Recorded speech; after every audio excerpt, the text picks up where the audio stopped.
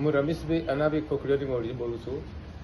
જ્યારે અમારા ઉપર ખોટો આક્ષેપ કરીને હું પોલીસ સ્ટેશનમાં ગયેલ તો મને જે મારે ઘરે જે લાશ મૂકી અને ખોટો હરમાલો કરેલ છે, બરોબર. તો હું જઈને પોલીસ સ્ટાફને લઈ ગયો. મેં બધી તપાસ કરાવી. તપાસ કરતો તોક સુધી કોઈ પોલીસને કોઈ કાર્યવાહી કરી નથી.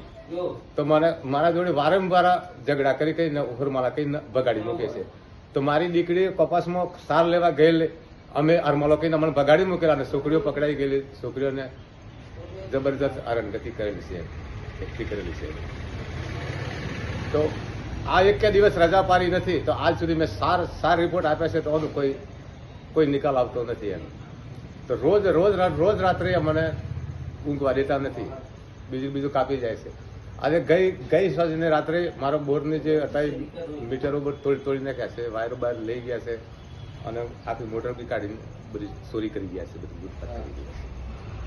અને મેં રૂબરૂ જોયેલ છે કે બોતલો ભરેલી છે, તો અંદર દવા બી નાખેલી છે, બોરને પથ્થર બી અંદર નાખેલા છે. હું ખોખરીયા શિલ્પાબેન ગીતાભાઈ મોરબીથી બોલું છું. અમારે જે ગામમાં થયું છે તે આજ સુધી કંઈ નિકાલ નથી આવ્યો. પોલીસને જાણ કર્યા પછી પણ કશું નિકાલ નથી આવ્યો. જે બોર હતો, કૂવો હતો, તે મોટરો પણ તોડી દીધી, વાયરો પણ તોડી દીધા. ઘરમાં જે બધું તોડફાડ થયું એનો કોઈ નિકાલ નથી આવ્યો.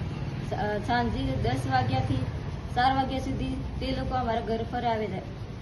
પછી તે પોલીસને 20 ફોન કર્યા તો પણ અમારો કોઈ ફોન ના પડ્યો. ત્યાં કોઈ ગાડી નથી આવી. તેનો કોઈ નિકાલ આજ સુધી નથી આવ્યો.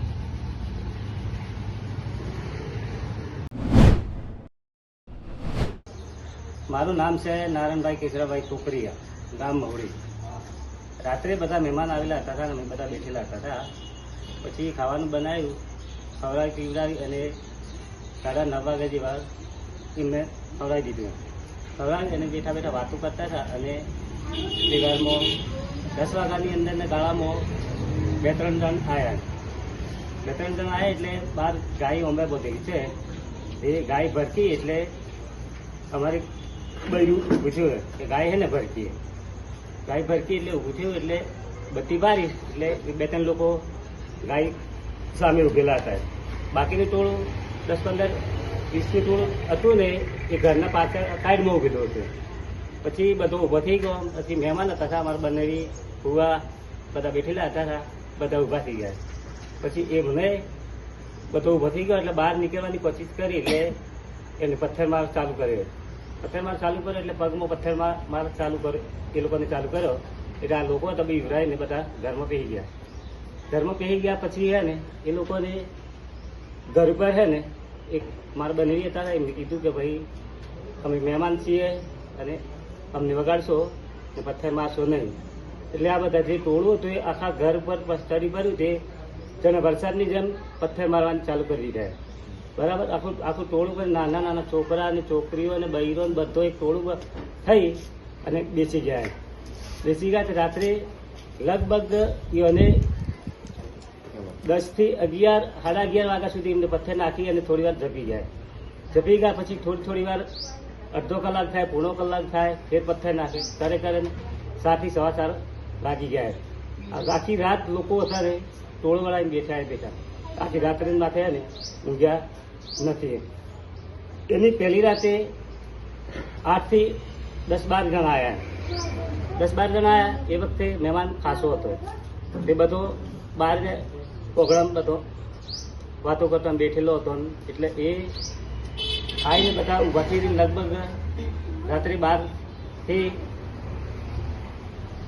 1:30 ગાળામાં એ રાતે કોઈ કશું કર્યું નથી. બરાબર. તેલ કોમઠાન તરવારો આ બધું આવકા વાડીઓ બધું લઈને આવેલા હતા. પણ 1:30 વાગ્યા તરીયા ને બેસીને બધો વસ્તી જ્યાદા હતી એટલે જતા રહે. એટલે બીજી રાતે આ ઘર ભાગ્યો છે એટલે મારો બોર બધું કાઢી લઈને વાયર 200 થી 250 મીટર વાયર અને બોર કાઢી અને માં બધા પથરા ભરી અને પાઇપ ને મોટર અને વાયર એ બધું લઈ ગયા અને બોર્ડ પણ લઈ ગયા. બરોબર. પછી મારા દાદાનો કૂવો છે જૂનો, એ કુવા પરથી મીટર અને વાયરો અને પાઇપ અને પેલા છૂટા પાઇપ ઓકડીવાળા પાઇપ આવે એરિયા પાઇપ બધું એ ઉપાડી ગયા.